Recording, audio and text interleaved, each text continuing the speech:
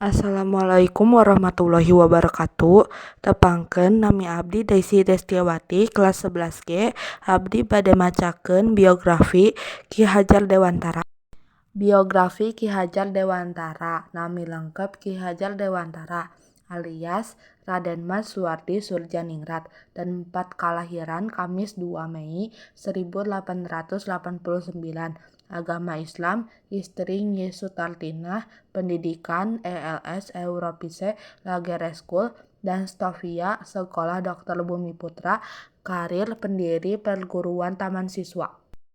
Raden Mas Suwardi Surjaningrat atau waleuwih katelah Ki Hajar Dewantara nyaeta pangadeg perguruan Taman Siswa, hiji lembaga atikan anu mere kasempetan pikeun masarakat pribumi biasa pikeun menangkeun hak atikan saperti bangsawan jeung Walanda. Ki Hajar Dewantara dikabarkeun di Yogyakarta tanggal 2 Mei 1889 kalayan jenengan Raden Mas Suwardi Suryaningrat. Ki Hajar Dewantara digedekeun di kulawarga Karajaan Yogyakarta. Sabot umurna 40 tahun caka, Raden Mas Suwardi Suryaningrat ganti ngaran jadi Ki Hajar Dewantara. Ti harita Ki Hajar Dewantara henteu deui ngagunakeun gelar kabangsawan, dihareupeun ngaranna. Hal ieu dimaksad sangkan Ki Hajar Dewantara bisa bebas deukeut jeung rahayat, boh jasmani boh batinna. Ki Hajar Dewantara tamat SD di ELS Sakola Dasar Walanda, teras neraskeun ka Stovia Sakola Kedokteran Bumiputra, tapi kusabab gering anjeunna teu tiasa tamat sakola. Ki Hajar Dewantara saterusna digawe minangka wartawan di sawatara surat kabar di antarana Sadio Tomo, Medan Java, The Express, Utusan Hindia, Kaum Muda, Tijahaja Timor, jeung Pusara. Ki Hajar Dewantara dipikawanoh minangka sastrawan anu bisa dipercaya. Tulisan-tulisan kacida komunikatif seukeut tur patriotik sangkan bisa nimbulkeun semangat anti kolonial dina diri nu macana. Salian ti jadi wartawan ngora, Ki Hajar Dewantara oge aktif dina sagala rupa organisasial jeung politik.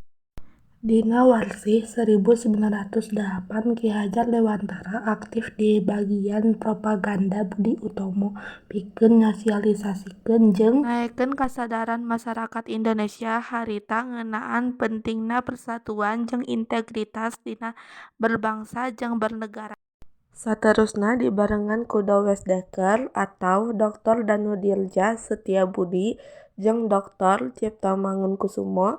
Anu saterusna katelah 3 serangkai Ki Hajar Dewantara ngadekeun indisi Partij atau partai politik kahiji anu sayap nasionalis Indonesia. Dina tanggal 25 Desember 1912 kalawan tujuan pikeun ngahontal Indonesia merdeka. Aranjeunna nyobian ngadaptarkeun organisasi ieu pikeun menangkeun status badan hukum sareng pamarentah kolonial Walanda.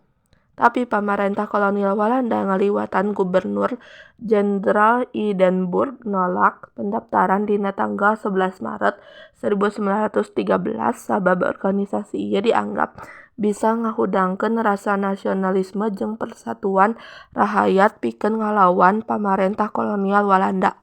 Sumangetna teu eureun di dieu. Dina bulan November 1913 Ki Hajar Dewantara ngawangun Panitia Bumiputra anu tujuanna pikeun ngritik pamarentah Walanda. Salah sahiji cara nyaeta nyebarkeun artikel anu judulna ALS IKENS Nederlander Was atau mun kuring urang Walanda, jeung EN voor Allen maar ook Allen voor EN atau hiji pikeun sadayana tapi sadayana pikeun hiji teuing. Di mana dua tulisan ieu geus jadi tulisan anu kawentar poe ieu. Tulisan mun kuring urang Walanda dimuat dina koran The Express milik Dr. Dowes Dekker. Hasil karanganna, pamarentah kolonial Walanda ngaliwatan Gubernur Jenderal Hindenburg ngahukum Ki Hajar Dewantara diasingkeun. Dewes Dekker jeung Cipto Mangunkusumo nu ngarasa sobat-sobatna diperlakukeun teu adil medalkeun artikel ngabela Ki Hajar Dewantara. Nyaho ieu Walanda mutuskeun pikeun ngahukum duanana diasingkeun. Dewes Dekker diasingkeun ka Kupang, sedengkeun Cipto Mangunkusumo diasingkeun ka Pulo Banda. Tapi manehna hayang diasingkeun ka Walanda, sabab di dinya maranehna bisa diajar loba hal di wewengkon terpencil. Tungtungna aranjeunna diidinan angkat ka Walanda saprak Agustus 1913 salaku bagian tina pelaksanaan hukuman. Kasempetan ieu digunakeun pikeun neuleuman masalah atikan jeung pangajaran. Sangkan Ki Hajar Dewantara Junun menangkeun Europees Did. Tahun 1918 Ki Hajar Dewantara balik deui ka tanah air. Bareng jeung rencang-rencangan manehna oge ngadegkeun paguron anu berkarakter nasional anu dingaranan National Andalus Institute Taman Siswa atau Perguruan Tinggi Nasional Taman Siswa. 3 Juli 1922 kuliah ieu nempatkeun tekanan hebat kana pendidikan dina rasa kabangsaan ka para siswana, sangkan para siswa bakal cinta bangsa jeung tanah air sarta merjuangkeun kamerdekaan. Pamarentah kolonial Walanda nyoba ngahalangan ku ngaluarkeun ordinansi sekolah liar dina 1 Oktober 1932. Tapi kalayan keuletan pikeun memperjuangkeun hak-hakna, ordinansi eta engke dicabut.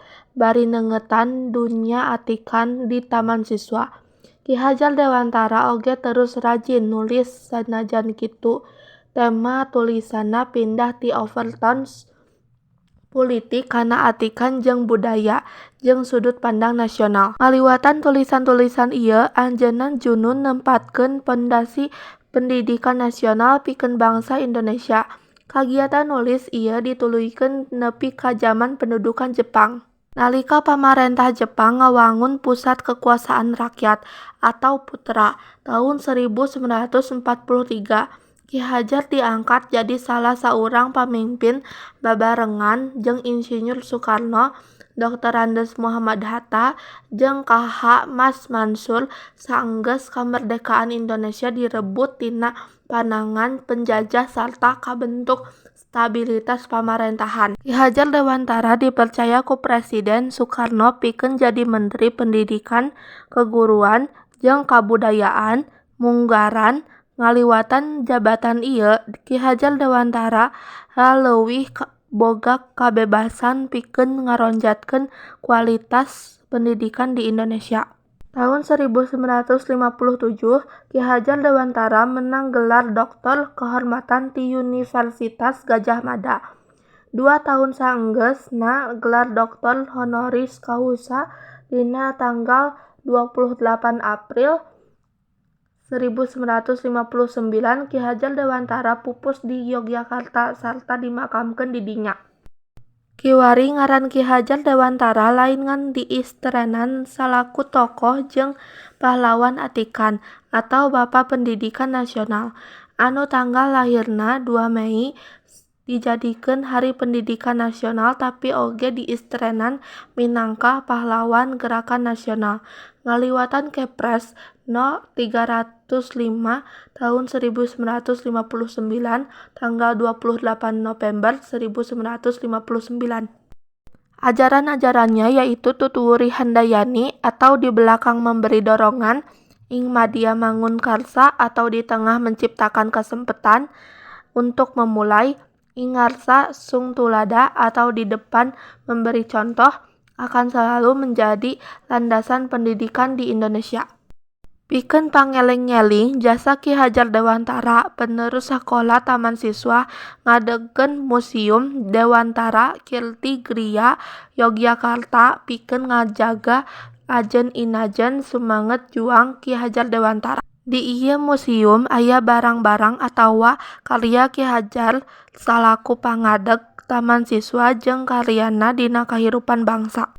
Koleksi museum dina wangun karya tulis atawa konsep jeung risalah penting oge data tina korespondensi salila Ki Hajar hirup salaku wartawan, pendidik, humanis, jeung salaku seniman geus kacatet dina mikrofilm jeung dilaminasi kalayan bantuan Arsip Nasional. Hapunten bilih aya kalepatan pangiriman. Abdi tutup. Wassalamualaikum warahmatullahi wabarakatuh.